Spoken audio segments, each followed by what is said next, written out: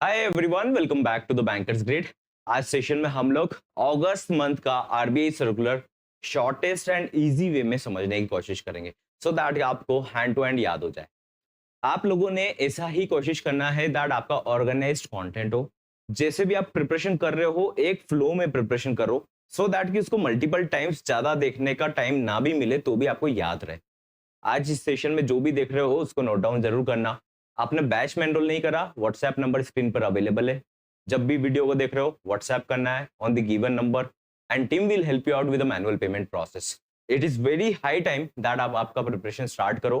मेहनत अभी नहीं करोगे तो रिजल्ट बाद में नहीं देखने को मिलेगा। फिर झूठी होप लगाने से कोई सेंस नहीं है। फिर वापस हम लोग नोटिफिकेशन का वेट करें और फिर वापस से नई तरीके से प्रिपरेशन स्टार्ट करें। उससे बढ़िया है कि जो अवेलेबल टाइम है हम उसमें अपना प्रिपरेशन बेस्ट करते चलें। This is for all of you that आप लोग इस प्रिपरेशन के करने के टाइम के इंपॉर्टेंस को समझें और अपनी प्रिपरेशन में थोड़ा सा पैनिक हुए बिना, देखो एक होता है सीरियसनेस से प्रिपरेशन करना, एक होता है थोड़ा पैनिक हुए बिना काम माइंड से प्रिपरेशन करना। तो एक काम माइंड से जब प्रिपरेशन कर पाओगे, जब आपका एक रोड मैप बना पाओगे that this is the step 1, this is the step 2, then only you will be able to prepare. Do not rush towards here and there for single PDFs और इन डेटा के थ्रू मत preparation करो। Just one go करिए, वो complete हो जाए then आपको लगता है टाइम है तो दूसरे डेटा पर जाइए। बट जब तक वो कंप्लीट नहीं होता मेक श्योर कीजिए कि दैट आप उसको कंप्लीट कर पा रहे हो। चलो स्टार्ट करते हैं सेशन को। Prudential treatment of bad and doubtful debt reserve BDR by cooperative bank. अब यहाँ पर समझने की बात ये है, सबसे पहले देखो जो समझना है वो पॉइंट बताऊंगा, खाली इतना ही समझना है जो एग्जाम में आएगा। उससे ज्यादा रिसर्च पीएचडी करने का हमको अभी जरूरत नहीं है फॉर अ चेंज। ठीक है, तो BDR होता है। अब BDR क्या होता है? Bad and doubtful debt reserve. अभी कोशिश करना दैट हैंड टू हैंड याद करते चलो, जो मैं पॉइंट बोल रहा हूँ उसको लिखते हुए भी चलना। ठीक है, तभी बेनिफिट निकलेगा। नहीं तो सेशन देखा नहीं देखा, वापस से कब सेशन देखोगे? इतना बड़ा लेंदी सेशन होता है अगर, तो ये सेशन तो बहुत शॉर्ट रहेगा। एक ही सेशन में पूरा आरबीआई सर्कुलर करवा दूंगा मैं। ठीक है, 20-25 मिनट में आपका पूरा कंप्लीट आरबीआई सर्कुलर हो जाएगा। अब BDR होता है bad and doubtful debt reserve. ठीक है, बैड एंड डाउटफुल रिजर्व मतलब होता है कि जो भी, ये कोऑपरेटिव बैंक के लिए सबसे पहले,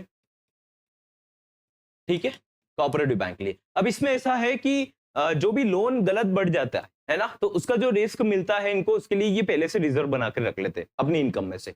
अब ये रिजर्व जो बनाकर रखते हैं उसको बोला जाता है bad and doubtful debt reserve. बस इतना सा समझ लो कि यार रिजर्व बनाकर रखा है इन्होंने, BDR बोला है। ठीक है, रिजर्व बनाकर रखते हैं कोऑपरेटिव बैंक। अब यहाँ पर चेंजेस क्या हुए हैं सर्कुलर में? सबसे पहले केस स्टडी बोलो, सर्कुलर का चेंज बताता हूं। सबसे पहले में ऐसा बोला गया है दैट कुछ कोऑपरेटिव बैंक्स क्या कर रहे थे, BDR। ठीक है, अभी ट्रिक्स के साथ भी याद कराऊंगा, याद करते चलना। जो लास्ट डेट रहता है कैसे याद करें सर, आप बोलते हो ऑब्वियसली समझ में आ गया, लेकिन वो सर्कुलर याद नहीं रहता। क्वेश्चन तो सारा कंफ्यूजिंग आ जाता है। समझ में आना और क्वेश्चन को टिक करने में डिफरेंस है। मैं ये बातें इसलिए कर रहा हूँ बीच बीच में, सो दैट कि आपका कनेक्टिविटी बना रहे। ठीक है, नहीं तो आप लोगों को वापस से क्या होगा, नींद आने लग जाएगा। जब इतना ज्यादा डेटा एक साथ ऑब्जर्व करोगे तो नींद आ जाएगा। तो ध्यान रखो, थोड़ा थोड़ा डेटा डे टू डे करना है। बहुत टाइम है अभी भी अगर आप सिस्टमैटिक करते हो तो देखो यहाँ पर सपोज करने से पहले एक डेटा बताता हूं। कोऑपरेटिव बैंक क्या कर रहे थे, ये जो रिजर्व का अमाउंट है ये अपनी इनकम में से निकालते हैं, लेकिन ये क्या कर रहे थे, कुछ तो कर रहे थे अपने प्रॉफिट एंड लॉस स्टेटमेंट में, एक्सपेंस में शो, एक्सपेंस बता रहे थे। अपने जो स्टेटमेंट बनता है इनका, इनकम का स्टेटमेंट, प्रॉफिट कितना आया लॉस कितना आया, उसमें ये क्या शो कर रहे थे, एक्सपेंडिचर में शो कर रहे थे। ठीक है, और क्या कर रहे थे कोऑपरेटिव बैंक्स, कुछ कुछ कर रहे थे कि उनका जो नेट प्रॉफिट आ रहा था, सब एक्सपेंडिचर सब हटाकर, टैक्स वैक्स सब हटाने के बाद नेट प्रॉफिट में से इस फंड को माइनस कर रहे थे। नेट प्रॉफिट हो गया, उसके बाद बता रहे थे कि यार ये हमने रिजर्व रखा है तो इसको हम यहां से माइनस कर रहे हैं। अब यहां पर केस देखना, जो आरबीआई ने बोला इनको, सपोज करते कि इनका इनकम जो जनरेट हुआ था, जो इनकम था वो था 10 लाख। प्रॉफिट की बात नहीं कर रहा हूं, इनकम की, टोटल इनकम है। अब इसमें एक्सपेंडिचर्स और एड ऑन होता है। तो इन्होंने क्या करा, सपोज करते BDR ये जो सेव कर रहे थे, इन्होंने रिजर्व निकाला वो था 2 लाख का। 10 लाख का इनकम जनरेट कर रहा, 2 लाख का BDR निकालने की कोशिश कर रहे हैं। तो दो तरीके से निकल रहा था। पहले जो बोल रहे थे वो प्रॉफिट एंड लॉस में से निकाल रहे थे। मैं एक्सप्लेन कर रहा हूं, आसानी से समझ में आ जाएगा, जस्ट गिव मी 2 मिनट्स। ठीक है, तो 10 लाख का इनकम जनरेट करा तो इन्होंने पहले से ही माइनस कर दिया। ठीक है, अब पहले से माइनस कर दिया तो इनके पास इनकम कितना बचा, अब 8 लाख। क्यों? क्योंकि इन्होंने 2 लाख पहले ही माइनस कर दिया। अब 8 लाख बचा तो इसके ऊपर सपोज करते 30% टैक्स लगना है, तो 2,40,000 इस पर टैक्स लग गया। तो इनके हाथ में कितना बचा, 5,60,000। कितना बचा बताओ? इस तरीके से एक्सपेंडिचर में ऐड करने वालों का हाथ में कितना बच रहा है, 5,60,000। ये कोऑपरेटिव बैंक की बात हो रही है। लेकिन जो कोऑपरेटिव बैंक्स अपने नेट प्रॉफिट में से माइनस कर रहे थे, उनका नुकसान हो रहा था। कैसे? उनका जो नेट इनकम आया था वो 10 लाख था, अब इस पे 30% अगर टैक्स लगाएंगे तो इनके हाथ में 3 लाख का टैक्स जा रहा है डायरेक्टली, क्योंकि जैसे ही आप, आपका कोई बिजनेस है, आप क्या कर रहे हो, अपना प्रॉफिट लॉस स्टेटमेंट टैक्स भरने के बाद अगर आप एक्सपेंडिचर काउंट कर रहे हो तो कोई मतलब नहीं, आपने टैक्स भर दिया जाता। पहले अपना जो नेट इनकम जनरेट हो रहा है उसमें से एक्सपेंडिचर माइनस कर दो, फिर टैक्स भरो, तो फायदा होगा। तो यहाँ पर ये गलती कुछ कोऑपरेटिव बैंक कर रहे थे, दैट उन्होंने 3 लाख यहाँ से माइनस कर दिया, तब उनके हाथ में बच रहा था 7 लाख। अब 7 लाख पे ये 2 लाख का रिजर्व निकाल रहे थे, तो इनके हाथ में बच रहा था 5 लाख का। अब 2 लाख का रिजर्व तो दोनों में कॉमन था, 30% का टैक्स दोनों में कॉमन था, बट इस वाले रूल से इनका प्रॉफिट हो रहा था। तो ऐसा बोला है आरबीआई ने कि यार आप लोग क्या करो, ये सब स्टेटमेंट नेट प्रॉफिट के बाद में मत करो, आप खाली एक्सपेंडिचर शो करो, क्योंकि एक्सपेंडिचर हो गया ऐसा समझ लो, क्योंकि आप रिस्क कवरेज कर रहे हो। आप रिस्क कवरेज कर रहे हो एनी विच वे, वो जो फंड है bad and doubtful debt reserve, तो ये कहां पर काउंट होगा? आपके एक्सपेंडिचर में तो काउंट होगा, तो उसको एक्सपेंडिचर में लेकर चलो, प्रॉफिट एंड लॉस में काउंट करना। ठीक है, प्रॉफिट लॉस स्टेटमेंट बनाते हो उसमें एक्सपेंडिचर में काउंट कर लेना। नेट प्रॉफिट के बाद माइनस करोगे, टैक्स भरोगे, उसके बाद करोगे तो आप घाटे में जाओगे, क्योंकि ये रिजर्व आपका एक्सपेंडिचर ही होना है। ठीक है, तो खाली इतना बोला है। अभी कब इंप्लीमेंट करने का बोला? इनको बोला है दैट अब आपके लिए ये जो गाइडलाइन है, देखो इंपॉर्टेंट मैटर करता है। मैटर क्या करता है कि गाइडलाइन कब से इंप्लीमेंट होगा। अब यहां याद रखने के लिए आप लोगों को याद रखना है, ये फाइनेंशियल ईयर 24-25 के लिए। अब ऐसा बोला है कि इसको तो आप लोगों को अभी जब से आप शो करोगे, अब आपको प्रॉफिट एंड लॉस स्टेटमेंट में एक्सपेंडिचर दिखाना है। जो भी आपका रिजर्व है, bad and doubtful debt reserve, उसको आप लोगों को कहां शो करना है? कहां शो करना है? प्रॉफिट एंड लॉस स्टेटमेंट में। कब से करना है? पूरे फाइनेंशियल ईयर 24-25। लेकिन अभी का टाइम में 6 महीना अप्रोक्स जाने वाला है, तो जो पुराना गलती हुआ उसको करेक्ट कब करें? तो उसका टाइम दे दिया। जो पुराना गलती हुआ है, ये फाइनेंशियल ईयर क्लोज होगा ना 31 मार्च को, उससे पहले कर देना। 31 मार्च तक का डेडलाइन दिया, उससे पहले अपना करेक्शन कर लेना सारा डेटा, क्योंकि ये फाइनेंशियल ईयर का इसी फाइनेंशियल ईयर में हमको चाहिए सही। ठीक है, ये गलती कैरी फॉरवर्ड तो करने से कोई मतलब नहीं है। आप जो टैक्सेशन करोगे वो अभी करके जाओगे, बाद में तो बाद का भरोगे नहीं। तो इसी फाइनेंशियल ईयर के एंड से पहले इसको मेक श्योर करना दैट आप कंप्लीट कर लो। तो यहाँ पर 2 डेटा याद रखना था, BDDR। ठीक है, इसका शॉर्ट फॉर्म याद रख लो, डेट रिजर्व है, रिजर्व बैड लोन के लिए। अब यहां पर ऐसा बोला गया डायरेक्टली दैट P&L स्टेटमेंट में आपको शो करना है एक्सपेंडिचर। एक्सपेंस में शो करो, ऐसा बोल रहे हैं, एक्सपेंस में शो करो, नेट प्रॉफिट में से मत करो। ठीक है, नेट प्रॉफिट में करोगे, उसके बाद एडजस्ट करने के बाद टैक्स भरोगे, नहीं, नेट प्रॉफिट के बाद टैक्स भर दोगे, और टैक्स के बाद इसको माइनस करोगे तो घाटे में जाओगे। तो पहले एक्सपेंडिचर में ही घाटा दो उसको। ठीक है, और इसको 31 मार्च तक के लिए सही कर देना। हो गया याद? अभी वापस रिवाइज कराऊंगा, do not worry. Modified interest subvention scheme. अब मॉडिफाइड इंटरेस्ट सबवेंशन स्कीम, ऐसे इंटरेस्ट इक्वलाइजेशन स्कीम होता है। सर हमको याद नहीं रहता दैट ये कौन सा स्कीम किस चीज के लिए, कोई बात नहीं। सबवेंशन आता है, वेंट आता है, वेंट वर्ड आया, वेंटिलेशन से रिलेट करना। वेंटिलेशन कहां पर होता है? फार्मिंग में ज्यादा रहता है। ठीक है, तो फार्मर के लिए कौन सा स्कीम हो गया? Subvention scheme. सभी को याद है तो कोई बात नहीं, जिसको याद नहीं है वो इस तरीके से याद रखना। Went means ventilation, ventilation farming में ज्यादा होता है। अब ये बात हो गई सर, ठीक है, ये स्कीम किसके लिए और क्या है, सबसे पहले ये समझते हैं। ठीक है, तो ये स्कीम होता है फार्मर के लिए, लेकिन वो भी स्मॉल मार्जिनल फार्मर के लिए, और अलाइड एक्टिविटीज करने के लिए, फिश फार्मिंग इन सब के लिए भी, बी कीपिंग इनके लिए भी सपोज करते हैं। ठीक है, तो इसमें बोला है कि स्मॉल मार्जिनल फार्मर है, और इन दोनों को हम लोग क्या देंगे? इंटरेस्ट सबवेंशन का मतलब है, सबवेंशन का मतलब है डिस्काउंट। ये जो लोन लेगा ना, केसीसी जो लेगा, उस पर हम डिस्काउंट दे देंगे। ठीक है, इतना बात समझ में आया। अब कितना लोन मिलेगा? तो इसमें बोला स्मॉल मार्जिनल फार्मर के लिए मिलेगा और अलाइड एक्टिविटीज के लिए, यानी कि 3 लाख के नीचे अगर जो लोन रहेगा, स्मॉल मार्जिनल फार्मर जिसको बोला जाता है, तो उस पर हम लोग इंटरेस्ट पर डिस्काउंट देंगे। कितना देंगे? फटाफट याद करा दूंगा। और 2 लाख की अलाइड एक्टिविटी रहेगा, उसके नीचे के लिए हम लोग देंगे। तो ये 2 डेटा याद रख लो सबसे पहले। और इंटरेस्ट पर क्या मिलेगा? डिस्काउंट मिलेगा। तो इंटरेस्ट कब लगता है? जब लोन लेगा, केसीसी लेगा, तब जाकर इसको डिस्काउंट मिलेगा। नाउ क्विकली अंडरस्टैंड, इसमें बेनिफिट में ये मिलता है दैट किसान को 7% पर लोन मिलता है। अगर वो 3 लाख के नीचे का लोन लेता है तो उसको इस स्कीम में लेकर 3 लाख के नीचे वाले लोन जो भी रहते हैं उसको 7% का लगता है। बाकी के ऊपर bank are freely to apply their own rate of interest. ठीक है, तो 7% पर लोन मिलेगा। किसको मिलेगा? किसान को। ठीक है, अब यहां पर एक और चीज बोला है दैट अगर वो टाइमली रिपे करेगा तो इस 7% को भी हम लोगों को और डिस्काउंट दे देंगे 3% का। तो 3% का इसमें और डिस्काउंट दे दिया तो उसको कितना पड़ रहा है? 4% का। लेकिन कब मिलेगा? जब ये टाइमली पे करेगा। 4% लगेगा अगर वो टाइमली रिपे करेगा, और 7% लगेगा जब वो 3 लाख के नीचे फर्स्ट टाइम ले रहा है। ठीक है, अब यहाँ पर 2 पार्ट आ गया, 3 तरीके से क्वेश्चन आ सकता है कि कितने परसेंट का एक्स्ट्रा डिस्काउंट मिलेगा, तो 3% का एक्स्ट्रा डिस्काउंट मिलेगा।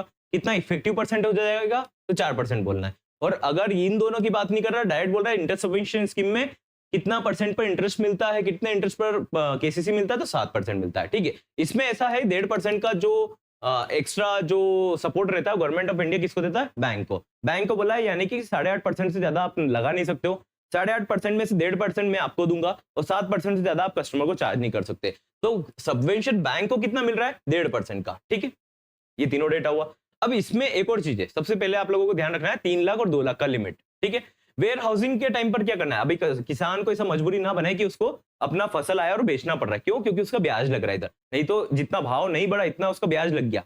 तो इस बेनिफिट को देने के लिए उन्होंने क्या करा कि आप इंटरेस्ट का बेनिफिट लेते रहना, कब तक, 6 महीने तक ले सकते हो अगर आप स्टोरेज करना चाहते हो। लेकिन आपको क्या करना पड़ेगा, स्टोरेज का मेरे को रिसीट देना पड़ेगा, वेयर हाउस का रिसीट देना पड़ेगा, वेयर हाउस के लिए 6 महीना। ठीक है, नेचुरल कैलेमिटी भी हो सकता है, खराब हो गया फसल तो अब रीपे नहीं कर पा रहा लोन, तो क्या करना है, तो उसमें नेचुरल कैलेमिटी में ऐसा बोला है अप टू 5 इयर्स तक हम लोग लोन रीस्ट्रक्चर कर देंगे। अप टू 5 इयर्स तक आप लोगों को इंटरेस्ट का सबवेंशन मिलता रहेगा, अप टू 5 ईयर। लेकिन वो डिसाइड कौन करेगा, कमिटी डिसाइड करेंगे, सर्वे होते, बहुत सारे मेथड्स होती है, उसके अकॉर्डिंग इस पर डिसीजन आता है। ठीक है, तो इसके अकॉर्डिंग अप टू 5 इयर्स तक का इनको बेनिफिट मिल सकता है। इतना क्लियर हुआ, ज्यादा बात नहीं कर रहा हमने अभी तक। अब देखो, इस पे एक और मैंडेटरी बोला है दैट आधार लिंकेज होना जरूरी है। किसानों को बेनिफिट चाहिए तो आधार लिंकेज इसमें होना जरूरी है, बहुत सारी स्कीम में होना जरूरी है।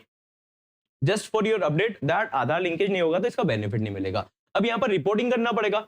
अब मैंने जैसा आपको बताया कि 1.5% कौन बेनिफिट लेगा, बैंक बेनिफिट लेगा, क्योंकि बैंक क्या कर रहा है, 7% पर लोन दे रहा है, तो इसको तो घाटा हो रहा है बहुत ज्यादा, एफडी के रेट ज्यादा हो गए, तो इसको ऐसा कर रखा है दैट 1.5% गवर्नमेंट ऑफ इंडिया किसको देगा, बैंक को देगा। ठीक है, इधर से सबवेंशन दे देगा।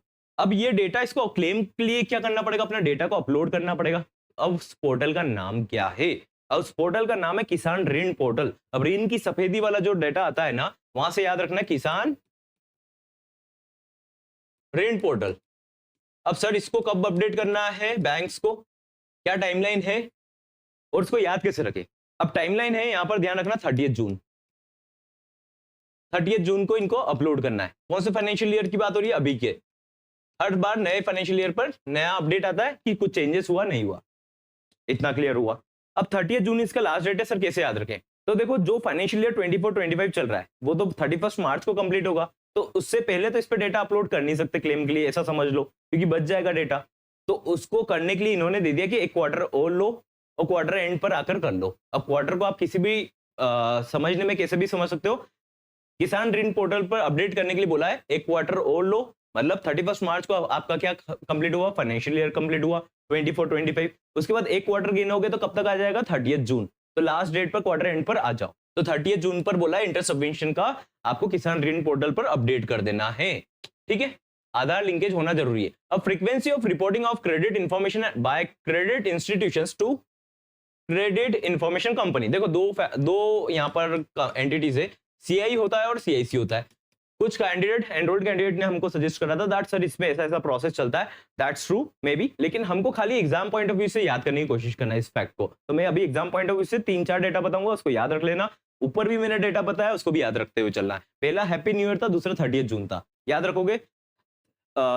सॉरी, हैप्पी न्यू ईयर नहीं था, आपका था 31 मार्च तक करना है। ठीक है, क्यों? क्योंकि उनका जो प्रॉफिट लॉस स्टेटमेंट है बाद में अपडेट करके क्या करेंगे, लेकिन यहाँ पर इनको क्या लेना है, किसान ऋण पोर्टल पर क्या करना है, अपडेट करना है। क्लेम लेना है तो क्लेम लेते रहो, बाद में भी फाइनेंशियल ईयर क्लोज भी हो गया उसके बाद भी लेते रहो, कोई इशू नहीं है।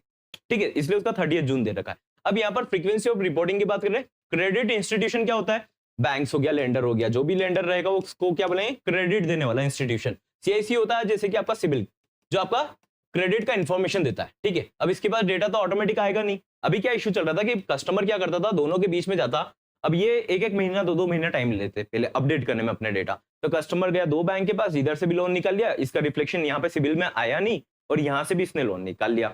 ऐसा हो रहा था, और ऐसा भी हो रहा था कस्टमर के साथ बुरा, दैट कस्टमर अपना डिस्प्यूट रेज कर रहा है, डिस्प्यूट रिजॉल्व हुआ, बट वो सिविल में अपडेट नहीं हो रहा टाइम पर, क्योंकि टाइमलाइन टैट जो इन्होंने ले रखा है वो बहुत ज्यादा ले रखा है। अब यहाँ पे सबसे बड़ा प्रॉब्लम चल रहा था, तो अभी रिजर्व बैंक ऑफ इंडिया ने बोला है दैट आप अब एक महीने में रिपोर्टिंग नहीं करेंगे, आप अब करेंगे रिपोर्टिंग 15 डे में, या तो 15th डे पर, है ना, 15 डे पर करोगे। तो इसका करेक्ट लाइन क्या रहेगा, फोर्टनाइट करना। फोर्टनाइट पर मतलब होता है 15 डे पर। तो इस पे बोला है या तो एक तो आपको करना है 15th ऑफ एवरी मंथ, और लास्ट डेट जो भी रहेगा महीने का, लास्ट डेट कुछ भी हो सकता है, 28, 29, 30, 31, जो भी लास्ट डेट रहेगा उस पर आपको रिपोर्टिंग करना है। ठीक है, तो लास्ट डेट पर करना है। 2 डेटा याद रखना, फोर्टनाइट पहले बहुत लंबे लंबे टाइम पर कर लिया आप लोगों ने, अब टाइम पर अपडेट करना। ठीक है, लेकिन यहाँ पर 2 डेटा और आता है, 2 डेटा और ये है दैट सबमिट कौन करता है डेटा। देखो ध्यान रखो, लेंडर सबमिट करेगा या सिबिल अपडेट करेगा। सिबिल सबमिट करेगा। सबमिट क्या करने का बोल रहा हूँ, डेटा सबमिट। तो डेटा तो यार ये सबमिट करेगा ना, कस्टमर इसका सिविल का डायरेक्ट कस्टमर तो है नहीं, ये इन्फॉर्मेशन सिबिल को देगा, जब जाकर ये अपडेट करेगा। तो इसको बोला है तू 7 दिन ले ले अपडेट करने का। ठीक है, तेरे को थोड़ा सा ज्यादा टाइम दे दिया, तू 7 दिन में अपडेट कर देना। क्वेश्चन अगर ऐसा आता है दैट किस फ्रीक्वेंसी पर अपडेट होना चाहिए, तो 15 दिन में होना चाहिए, 15th ऑफ एवरी मंथ या फिर last day of every month. ठीक है, दोनों डेटा अपडेट होना चाहिए। अब अगर क्वेश्चन ऐसा आता है कि लेंडर को कितने टाइम में डेटा अपडेट कर लेना है, लेंडर के पास टाइमलाइन कितना है ना। अब ये तो इतने टाइम पर करना है, लेंडर के पास टाइमलाइन मिलेगा 7 दिन का, क्योंकि वो लेंडर है, उसका डेटा कलेक्ट करने में थोड़ा सा टाइम लगेगा। लेकिन अगर अपन सिबिल की बात करें, सिबिल जैसी कंपनीज की बात करें, सीआईसीज की बात करें, तो यार इसने 7 दिन में डेटा दे दिया, अब तेरे को प्रोसेस करने में क्या जा रहा है, तो तू उससे कम टाइम ले, तेरे को केवल 5 दिन मिलेगा। ठीक है, कितना बोला, 5 दिन। तो या तो सीआई को बोला कितने को 7 दिन ले ले, सीआईसी को बोला तू 5 दिन ले ले। ठीक है, दोनों को बोला रिपोर्टिंग का क्या बोला, फोर्टनाइटली रिपोर्टिंग हो जाना चाहिए। ठीक है, अब ये दोनों का टाइमलाइन बता दिया टैट प्रोसेस करने का। अब यहां पर यार ऐसा बोला है दैट सीआईसी के पास अगर बैंक डेटा टाइमली नहीं दे रहा है, तो बैंक सोच रहा है यार आपको मेरे को क्या, आपको क्या करना है ना, मैं तो आपको टाइम पे डेटा नहीं दे रहा। तो भी इन केस सीआईसी को अपडेट करना पड़ेगा आरबीआई को साल में 2 बार, एक बार करना पड़ेगा 30 सितंबर को। अभी 6 महीना कंप्लीट हो जाएगा, 6 महीने कंप्लीट हो गया, मतलब साल में 2 बार, मतलब 6-6 महीने में करना है। 6 महीना कब होता है, सितंबर एंड में। तो सितंबर फाइनेंशियल ईयर के टर्म्स में बात कर रहे हैं, फाइनेंशियल ईयर क्लोज होता है 31 मार्च को, तो वहां से आप 6 महीना काउंट करोगे तो 30 सितंबर 6 महीना हो जाता है। तो एक तो 30 सितंबर पर सीआईसी सिबिल जैसी कंपनी को बोला है कि बैंक जो रिपोर्ट नहीं कर रहे टाइम पर, उनका मेरे को डेटा दो। ठीक है, और एक और बोला है 31 मार्च, फाइनेंशियल ईयर फिर क्लोज कब होगा, फाइनेंशियल ईयर क्लोज होगा मार्च में। तो 2 बार इनको रिपोर्टिंग करना है, किसको, आरबीआई को। कौन रिपोर्ट करेगा, सीआईसी। किसके बारे में करेगा, लेंडर के बारे में, है ना। वो डेटा उनको रिप्रेजेंट करना पड़ेगा दैट किसने टाइम पर दिया, किसने नहीं दिया टाइम पर। ठीक है, अब इसका इफेक्टिव डेट कब रहेगा, इसका इफेक्टिव रहेगा date happy new year. Happy new year कब आता है, 1 जनवरी। हैप्पी न्यू ईयर से कुछ डेटा याद करवाऊंगा, वो याद कर लेना, आपको हंसी आए तो हंस भी लेना, कोई इशू नहीं है। लेकिन मोस्ट इंपॉर्टेंट ये मैटर करेगा दैट आपको याद रहे, है ना। जब डेट्स ज्यादा से ज्यादा आती जाएगी तो आपको कंफ्यूजन होगा, फिर कंफ्यूजन होगा तो उससे बढ़िया वो कैंडिडेट रहेगा जिसने आंसर नहीं लगाया।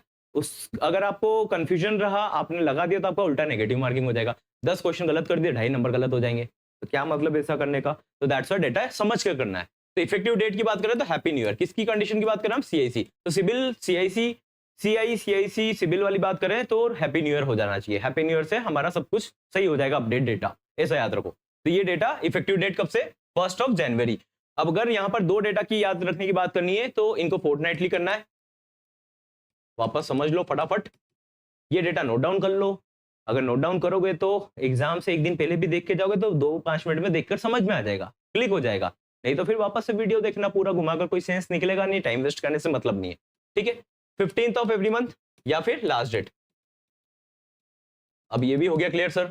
अब यहां पर बोला है कि यार सीआई जो लेंडर रहता है उसको सबमिट करना पड़ता है डेटा। सीआईसी को कौन डेटा देगा, हवा में तो आएगा नहीं डेटा, कौन देगा, सीआई। सीआई देगा तो उसको बोला है कि तू 7 दिन ले ले, 1 सप्ताह ले ले, उसमें कर देना अपडेट। लेकिन ये डेटा तूने जैसे सीआईसी को दिया, इसको बोला तू 7 दिन तू क्यों ले रहा है, तेरे कस्टमर बनाया नहीं, तेरे पास डेटा आ गया, तेरे को रिफ्लेक्ट करना है, तो तू खाली 5 दिन लेगा जब तेरे पास डेटा आएगा। ठीक है, और दोनों को मिलकर 15-15 दिन में डेटा अपडेट करो, ताकि सारे जो फ्रॉडुलेंट एक्टिविटीज हो सकती है वो ना हो। ठीक है, सिबिल का प्रॉपर यूज हो पाए। आया समझ में, आप कंफ्यूज तो नहीं होंगे। Now next question, next circular is review of regulatory framework for housing finance companies. HFC का मतलब होता है हाउसिंग फाइनेंस कंपनी, जैसे एचडीएफसी लिमिटेड। ठीक है, जो हाउसिंग का लोन पर्टिकुलरली बांटती है। हार्मोनाइजेशन की बात हो रही है एनबीएफसी से। अब यहाँ पर इन दोनों का कोई लड़ाई नहीं है, पहले मैं क्लियर कर देता हूँ। यहाँ पर बात यह है दैट हाउसिंग फाइनेंस कंपनी को पहले मैनेज करता था नेशनल हाउसिंग बैंक।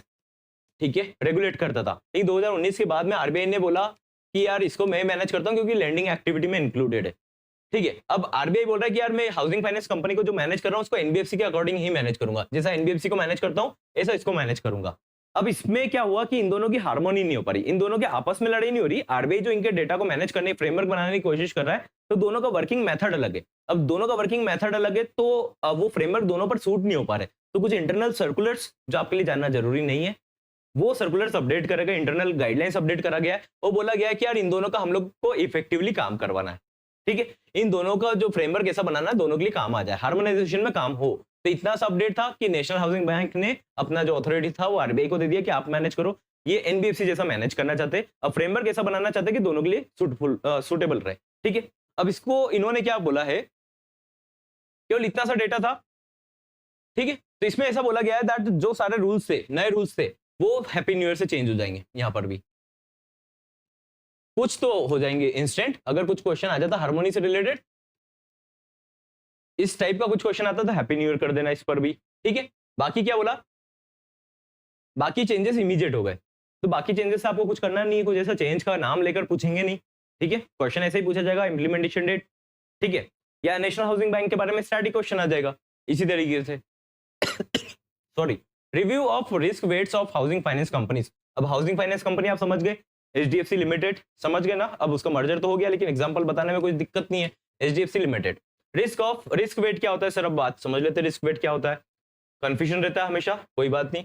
अब देखो यहां पर दिख रहा है, ठीक है, अब ये बैंक है, बैंक आपने एक डेफिनेशन पढ़ा बैंक के बारे में, बैंक क्या बिजनेस करता है, बैंक करता है डिपॉजिट्स का पैसा आता है, इस पर कुछ परसेंटेज इनको इंटरेस्ट देता है डिपॉजिटर को, और यहां से इसको लेंड करता है, इस पर कुछ इंटरेस्ट अर्न करता है, और फिर नेट इंटरेस्ट मार्जिन जो आता है वो बैंक का प्रॉफिट हो जाता है। ये बात आ गई समझ में। अब पेड अप कैपिटल क्या होता है, जो भी पैसा ये रेज करता है, आरबीआई गाइडलाइन इनको बैंक लेने से पहले क्या बोलता है, इतना पेड अप कैपिटल लेकर आओ, पहले इतना पेड अप कैपिटल होना चाहिए, फिर हम आपको लाइसेंस देंगे। अब हम उसमें डिटेल में बेसल के नाम में तो उतरेंगे नहीं, क्योंकि हमको क्या करना है, हमको खाली इसको याद करना है, समझना है, हमारे ब्रेन को ऑर्गेनाइज करना है कि यार ये डेटा अब नहीं छूटना चाहिए। अब क्वेश्चन आया, कल मैं एमसीक्यू करवाऊं तो आप लोगों से ये क्वेश्चन गलत नहीं हो, इज दैट क्लियर। तब डिपॉजिट का पैसा आया, उसको लेंडिंग करा तो प्रॉफिट कमाया, वो बैंक ने, ये बैंकिंग का मॉडल इस तरीके से काम करता है। पेड अप कैपिटल मतलब ऐसा बोला कि आपको इतना पैसा पहले लेकर रखना है, जब जाकर मैं आपको लाइसेंस दूंगा। लेकिन ये लाइसेंस के लिए जरूरी है, लाइसेंस के लिए क्यों जरूरी है, क्योंकि ये शॉक को ऑब्जॉर्व करेगा, लॉस के काम आता है, ठीक है। अब लॉस कैसे होगा सर, तो ऐसे होता है लॉस कि डिपॉजिटर का पैसा आया, अब बैंक ने इसको लेंड कर दिया, अब यार कुछ पैसा एनपीएस भी होगा, फॉर श्योर होगा, लोन रिकवर नहीं होगा, तो यार ये डिपॉजिटर का पैसा कहीं ना कहीं तो डूबेगा, ठीक है। अब आप बोलोगे एसएलआर रख रहे, ये रख रहे, अरे ये रख तो रहे, लेकिन तो भी डिपॉजिटर का पैसा तो रिस्क पर है ना, तो उसको बफर करने के लिए, उसको मतलब क्या करने के लिए, मिटिगेट करने के लिए क्या करा जाता है कि कैपिटल का जो अमाउंट रहता है इतना ही परसेंट का, ऐसा बोला कि आपने अगर 1 करोड़ दे दिया तो आप अप्रोक्स इतना अपने पेड अप कैपिटल में से हटा लो, इतना अपने पेड अप कैपिटल इतना होना जरूरी है अगर आप इतना लोन दे रहे हो, क्योंकि अगर कस्टमर का डिपॉजिट का पैसा तो आप दे पा रहे हो, ये बात मानी हमने, या बिजनेस कर लो,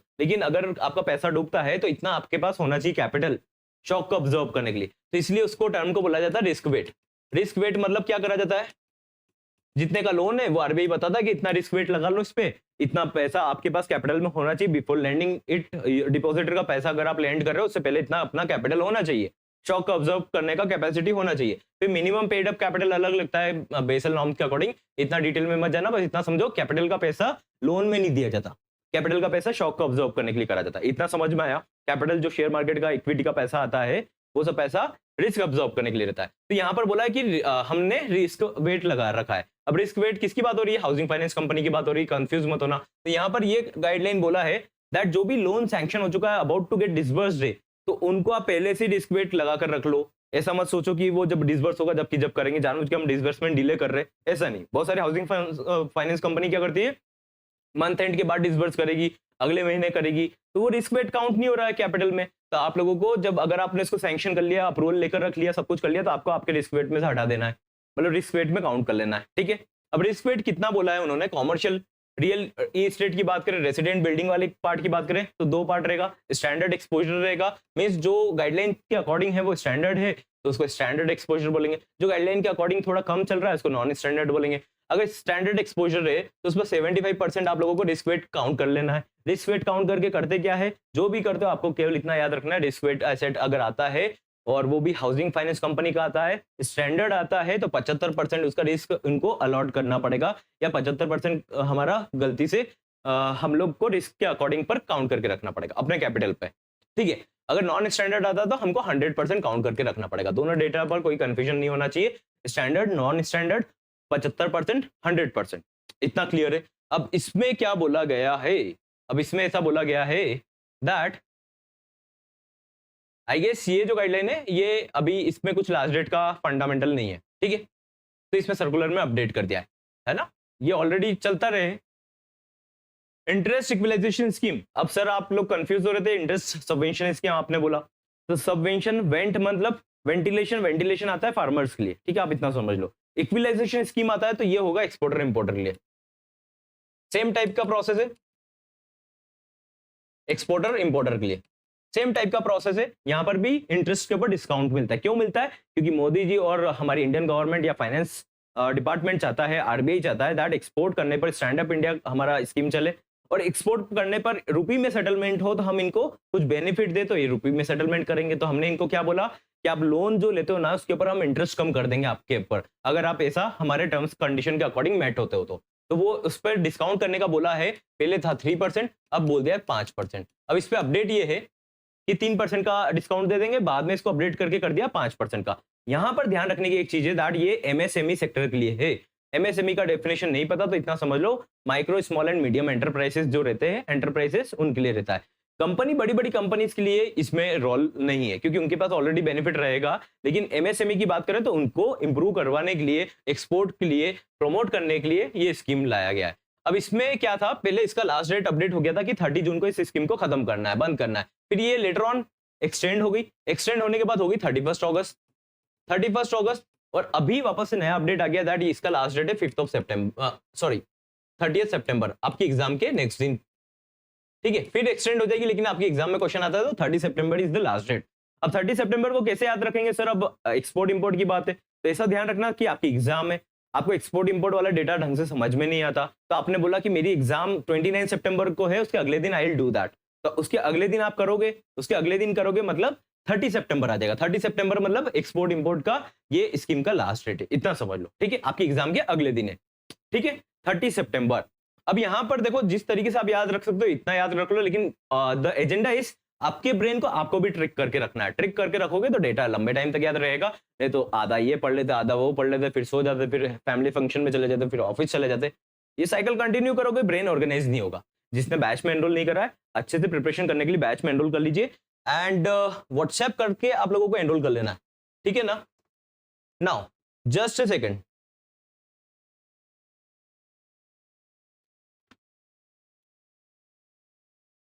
जस्ट अ सेकेंड, आपका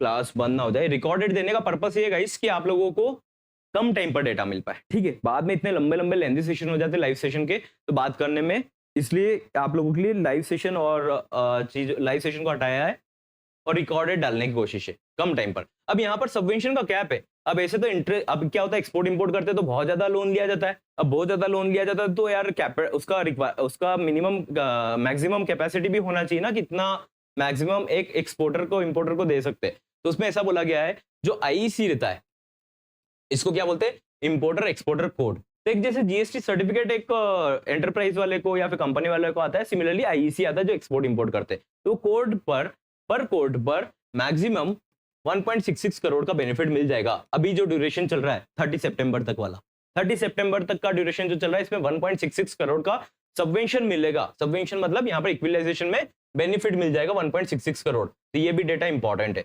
अब यहाँ पर एक और डेटा याद रखना है कि सर अब यहाँ पर हम लोगों को लास्ट डेट का आपने डेटा बता दिया कि आपकी एग्जाम है नेक्स्ट 29 सितंबर को, नेक्स्ट डे इसका एक्सपोर्ट इंपोर्ट का लास्ट डेट इक्विलाइजेशन स्कीम का, तो यहाँ से हम लोग याद कर लेंगे, ठीक है। 1.66 करोड़ का क्या है यहाँ पर मैक्सिमम बेनिफिट मिलेगा पर आईईसी, आईईसी का फुल फॉर्म याद नहीं हो रहा, कोई बात नहीं, इतना समझ लो 1.66 crore is the benefit.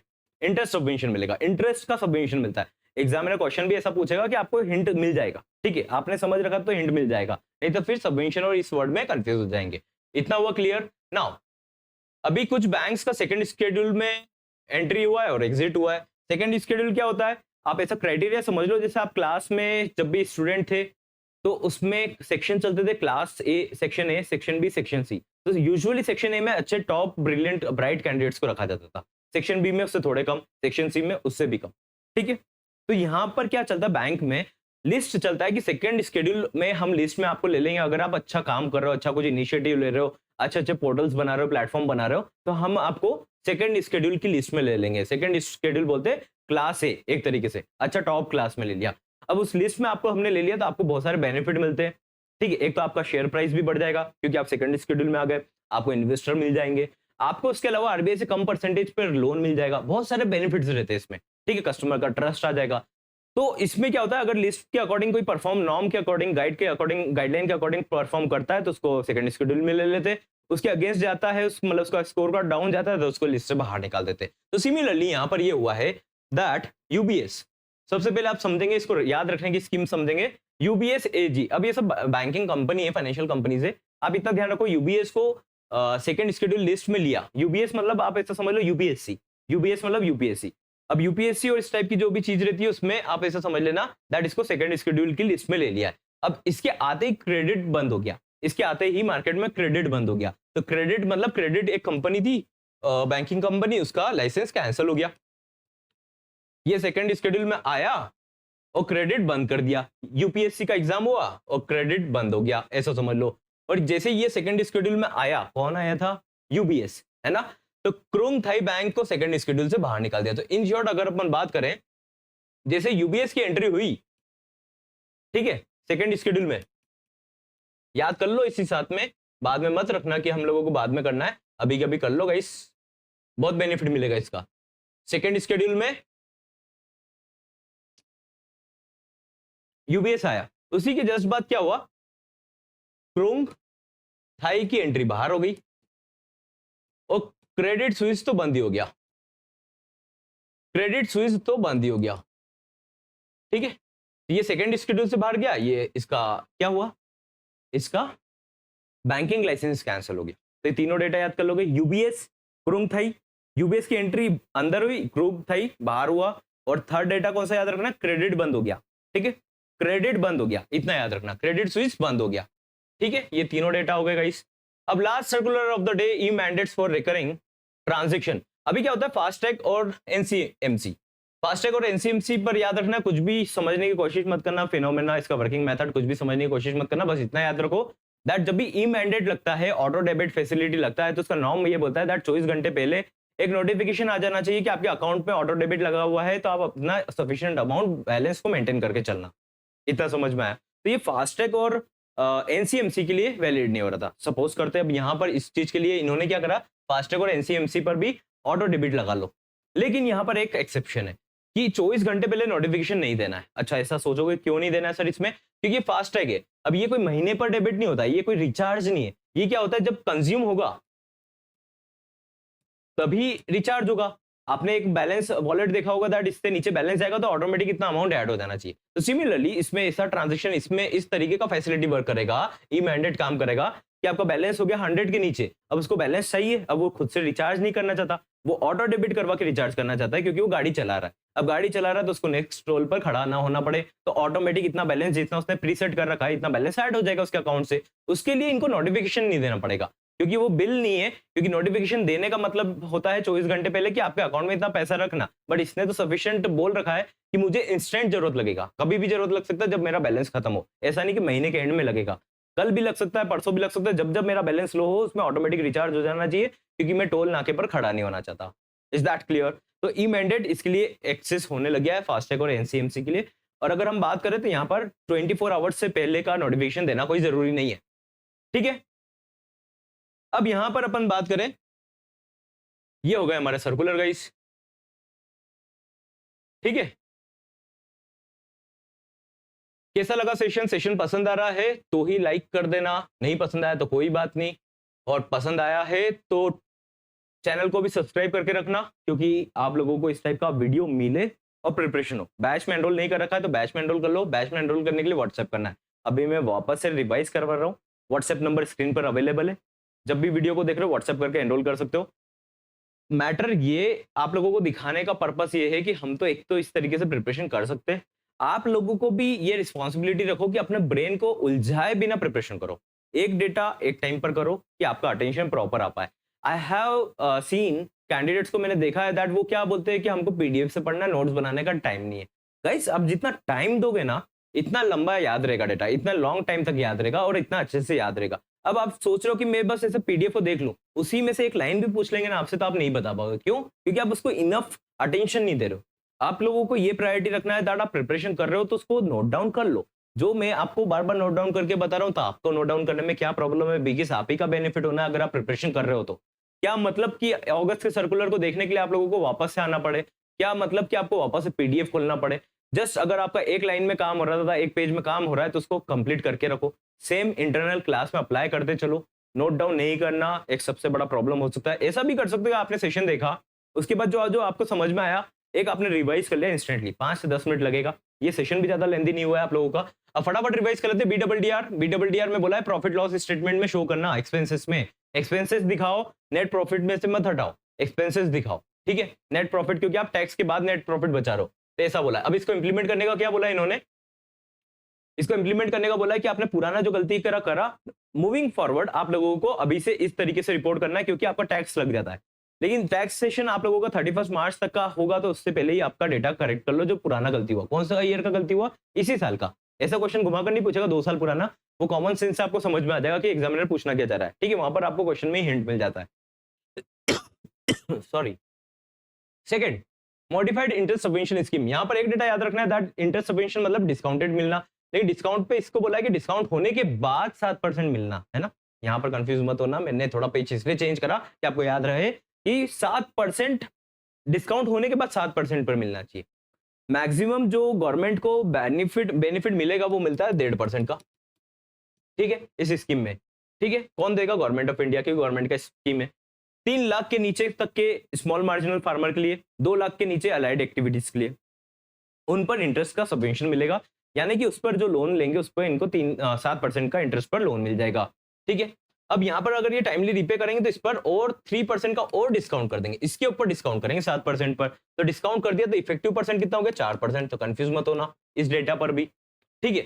Ware house का रिसीट लाएंगे तो बोल दिया 6 महीने तक और आपको इंटरेस्ट पर बेनिफिट दे देंगे। वेयर हाउस का रिसीट इसलिए मांग रहे हैं क्योंकि यार अगर कस्टमर इंटरेस्ट पर लेकर बैठा है तो उसका फसल इंस्टेंट ना बेचना पड़े और वो झूठ भी ना बोले फिर कि मैंने तो वेयर हाउस में रखा। तो रिसीट मंगाया, 6 महीने तक का बेनिफिट मिल जाएगा। नेचुरल कैलेमिटी आता है तो अप टू 5 इयर्स तक का बेनिफिट मिल सकता है, लेकिन वो कंडीशन पर डिपेंड करता है। अप टू का वर्ड समझते हो ना, जैसे up to 5% off, up to 20% off, up to 50% off. Up to का मतलब होता है पूरा नहीं, अप टू 5 इयर्स, है ना। अब अगर हम बात करें तो इसको इंप्लीमेंट करने का सर डेट क्या है, तो यार ये इंप्लीमेंट होगा 31 मार्च तक, तो ये अपडेट ही होगा डेटा। उसके बाद फिर ये बैंक क्लेम करेंगे, तो कहां पर करेंगे? अपडेट करेंगे किसान ऋण पोर्टल पर। केआरपी ऋण पोर्टल की बात होती है ना। तो ऋण पोर्टल पर अपडेट करने का टाइमलाइन दिया कि 31 मार्च हो गया, फिर आप आपका मैंडेटरी लीव लेकर आ जाओ, घूम फिर कर आ जाओ, एक क्वार्टर एंड कर लो। क्वार्टर एंड के बाद में आप लोगों को क्वार्टर एंड पर आपको अपडेट करना है, कम से कम वो डेडलाइन है। तो क्वार्टर एंड कब होगा? नए फाइनेंशियल ईयर का, क्योंकि 31 मार्च पर फाइनेंशियल ईयर खत्म होता है, नया नया स्टार्ट होता है 1 अप्रैल। तो खत्म कब होगा ये वाला? 30 जून को। तो 30 जून लास्ट डेट है, याद रखोगे अब इसको। नाउ पहला वाला कहां पर था? 31 मार्च तक, सेम ईयर में कंप्लीट कर लो। फ्रीक्वेंसी सीआईसी का बोला है कि फोर्टनाइटली कर लो। फोर्टनाइटली मतलब 15 दिन होता है, 15 दिन का पूछता है कब अपडेट करना है, तो 15 दिन करना है। कितना टैड दे रखा है सीआई को, लेंडर को कितना टैड दे दिया, तो बोल देना कि इसको लेंडर को तो ज्यादा टाइम मिल रहा है 7 दिन का, क्योंकि लेंडर को सबमिट करने में टाइम लगता है। सीआईसी को टाइमलाइन दिया कि यार आपको तो 5 दिन में कर लेना है। और सीआईसी को बोला है कि यार अगर आप लोगों को मेरे को आरबीआई को रिपोर्ट करना है 6 महीने में एक बार, तो 6 महीने कब होते हैं फाइनेंशियल ईयर के? 30 सितंबर को होगा एक, और एक और कब होगा? 31 मार्च। तो 2 बार ये डेटा अपडेट करेगा। कौन करेगा? सीआईसी। सीआईसी बताएगा कि यार इस बैंक ने ऐसा डेटा दिया, इस बैंक ने डेटा नहीं दिया, जो भी डेटा रहेगा। और आरबीआई को कौन प्रेजेंट करेगा? सीआईसी। इतना डेटा याद कर लिया आप लोगों ने। अब ये कब से इंप्लीमेंट होगा? Happy new year. सीआईसी कब से इंप्लीमेंट होगा? Happy new year. CIBIL correct हो जाएगा सभी का हैप्पी न्यू ईयर से, इतना समझ लो, ठीक है। Regulatory framework housing finance company को कौन मैनेज करता था? National housing bank, NHB. Later on RBI ने करा। आरबीआई अब इंटरनल गाइडलाइन बनाया और बोल रहा है कि हमको एनबीएफसी के अकॉर्डिंग ही एचएफसी को मैनेज करना पड़ेगा, इसलिए हमने कुछ इंटरनल चेंजेस करे जो हमारे लिए जाना जरूरी नहीं है। उन चेंजेस को इंप्लीमेंट करने का डेट कब है? तो इसका भी डेट क्या आएगा? Happy new year. कुछ इमीडिएट हो गए, कुछ हैप्पी न्यू ईयर पर होंगे। Review of risk wait. Risk wait क्या होता है आपको बताया। कुछ भी लोन देना है, डिपॉजिट से आप पैसा देते हो लोन पर, लेकिन आपका लोन डूबा तो डिपॉजिटर का पैसा डूबा, दैट्स व्हाई आप आपके पास कैपिटल रखते हो। कैपिटल में रिस्क वेट लगा देते कि 1 लाख का लोन दिया तो मैंने जो परसेंटेज लगाया, आरबीआई ने जो परसेंटेज बताया, इतना परसेंट आपके पास होना चाहिए कैपिटल में। ठीक है। तो इन्होंने कैपिटल के लिए हाउसिंग फाइनेंस कंपनी के लिए बोला है कि कॉमर्शियल जो भी डिसबर्समेंट नहीं हुआ है उस और होने वाला है उसको भी आप आपके रिस्क वेट में से हटा लो, क्योंकि आप सोच रहे हो कि हम अगले महीने आउट करेंगे। ऐसा नहीं करना है, कस्टमर का डेटा लेकर मत बैठे रहो, उसको भी रिस्क वेट में हटा दो। नॉन स्टैंडर्ड चलेगा तो 75% हटा देना, और नॉन स्टैंडर्ड के से रियल इस्टेट का तो 100% हटा देना। याद हो रहा है डेटा, है ना? आई गेस याद हो रहा होगा। इंटरेस्ट इक्वलाइजेशन स्कीम 3% का पहले इंटरेस्ट का सबवेंशन मिलता था, लेटर ऑन 5% का मिलने लगा। इसका लास्ट डेट था 30 जून, फिर ये बढ़ गया, बोला 31 अगस्त तक लास्ट डेट है। फिर इसके बाद बोल दिया कि यार अब 30 सितंबर तक है। तब 30 सितंबर लास्ट डेट है। याद रखने के लिए आपको करना है, आपके एग्जाम के अगले दिन एक्सपोर्ट इंपोर्ट का डेटा आपको ध्यान देना है, ठीक है? अब यहाँ पर आपको एक और चीज ध्यान देना है, दैट ये स्कीम केवल एमएसएमई के लिए है, अदर्स के लिए नहीं है। एमएसएमई के लिए, अदर्स के लिए नहीं है। लेकिन यहाँ पर भी एक मैक्सिमम कैपिटल जो बेनिफिट मिल सकता है, इंटरेस्ट का बेनिफिट अमाउंट मिलाकर उसका लिमिट कैप कर रखा है 1.66 करोड़ पर एनम नहीं है, पर इंपोर्ट एक्सपोर्ट कोड है, इंपोर्टर एक्सपोर्टर कोड है, जो कि इस अभी 30 सितंबर से पहले पहले जो लगेगा उनका कैप कर दिया है इन्होंने 1.66 करोड़। 1.66 करोड़ जैसे ही यूबीएस का एंट्री हुआ, क्रेडिट बंद हो गया, क्रुंग थाई बैंक उस लिस्ट से बाहर हो गया। कौन सी list? Second list, second schedule list, ठीक है। अगर अब हम बात करें, ई मैंडेट स्टार्ट हो गया फॉर फास्टैग और एनसीएमसी। अब इन दोनों के लिए ऑटो डेबिट तो लग जाएगा, लेकिन ये कोई मंथली फिक्स्ड फ्रीक्वेंसी पर नहीं लगता। ये जब लगता है जब ये बैलेंस खत्म हुआ, तो बैलेंस खत्म होने का कोई टाइमलाइन नहीं होता। हो सकता है बैलेंस अभी के अभी खत्म हो गया, तो अब 24 घंटे का नोटिफिकेशन दे और अगले दिन काटे, तो ये कोई सेंस रखता नहीं है। दैट्स व्हाई इसमें 24 घंटे पहले नोटिफिकेशन देने का कोई नीड नहीं है। So guys that's all for today, and I hope session पसंद आया होगा। सेशन पसंद आया होगा तो सेशन को लाइक जरूर करना। बैच में एनरोल करने के लिए आप लोगों को व्हाट्सएप करना है। प्रिपरेशन स्टार्ट नहीं करा तो प्रिपरेशन स्टार्ट कर दो। व्हाट्सएप नंबर स्क्रीन पर अवेलेबल है। एंड वन मोर थिंग, थोड़ा सा स्ट्रैटेजी बनाओ, प्लानिंग बनाओ, इंडिविजुअल माइंडसेट बनाओ। माइंडसेट के बाद प्रिपेयर करोगे स्टेप बाय स्टेप ब्रेक करके, तो बहुत अच्छा प्रिपरेशन होगा। Good luck for your preparation guys.